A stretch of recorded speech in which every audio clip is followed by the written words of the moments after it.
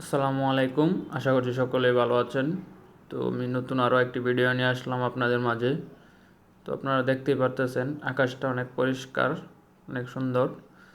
তো বিকালবেলার মিষ্টি রোদ, শীতের দিন, কবুতরগুলো রোদ পোয়াইতেছে।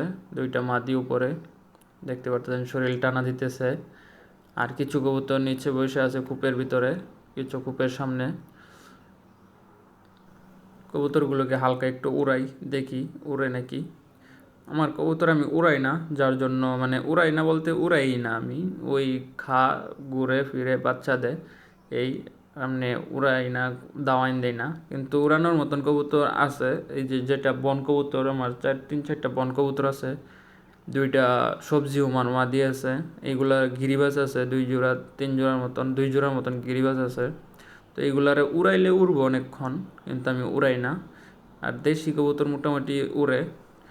তো আজকে একটু দাওয়া দিয়ে দেখলাম আসলে তারা কি করে, উড়ে না বইসা থাকে। পরে দেখলাম যে না, একটু একটু উঠতেছে এই বন কবুতর আর সবজি ওমার মাদিগুলো। আর দু একটা দেশি কবুতর আছে, গিরিবাজ কবুতর মিলায়া। তো আরেকটা কাহিনী হইল মেন জিনিস যেটা, আজকে দেখলাম আমি ছাদের উপরে উঠলাম কবুতরকে খাবার দিতে। ওইটা দেখি আমার বন কবুতরের সাথে মেবি আরেকটা জঙ্গলি বন কবুতরের বাচ্চা চলে আসছে কোথা থেকে জানি। ওই যে আমার বন কবুতরগুলো উঠতেছে, সবগুলো নামে পড়ছে কিন্তু বন কবুতরগুলো উঠতেছে। এই যে যে বাচ্চাটার কথা বলতেছিলাম একটু আগে, এই যে একদম সামনে যে বাচ্চাটা, একদম বাচ্চা, কম বয়স, এটা আজকে আমার কবুতরগুলোর সাথে উইরা কোথা থেকে জানি চলে আসছে। পরে বাদে আমি দাওয়াইন দিই নাই, খাবার দিছি, খাইছে অনেক। বাহিরের কবুতর তো এখন ধান কাটতেছে ঠিকই, কিন্তু আমাদের দিকে ধান ক্ষেত নাই তেমন, যার জন্য বাহিরে তেমন খাবার পাইতেছে না বা কবুতর পাই না। আমার কবুতর বেশি একটা বাহিরে যাই না, আমার বাসায় থাকে আর আমি খাবার দিই 2-3 বেলা। আর এই যে বন কবুতরের বাচ্চাটা যেটা আসছে, তো এটা মোটামুটি আমার বাসার যে 2টা কবুতরের খাবার একাই খাইছে। আমার বাসার 2টা কবুতরের যে খাবারটুকু ও একাই খাইছে।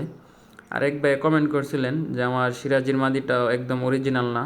তো আমিও জানি ভাই, এই যে পাইকগুলো সাদা আছে, এক সাইডের পাইক কালো আর এক সাইডের পাইক সাদা। তো এটা আমি দেখে আনছি। তো আরেক ভাই কমেন্ট করছিলেন যে আমাদের এদিকে কবুতরের বাচ্চার কেমন দাম। আসলে আমাদের এদিকে খাবারের বাচ্চা, যদি আপনার খাবার উপযুক্ত বাচ্চা বিক্রি করেন, তাহলে যদি সাইজ ভালো থাকে তাহলে 350, আর যদি মোটামুটি থাকে তাহলে 300, আর একদম মিডিয়াম যেইগুলো ওইগুলো 250। আর বড় করে বিক্রি করলে আপনার দেশি কবুতরের বাচ্চা আমি বড় করে বিক্রি করি না। এই বাসার ভাড়াটি আছে, ছোটো থাকতে হয়তো বা নিয়ে যা, আর না নিয়ে গেলে আমি নিজেই খেয়ে ফেলি। আর গিরিবাজের বাচ্চা বড় করে বিক্রি করলে 400-500 টাকা বিক্রি করা যায়।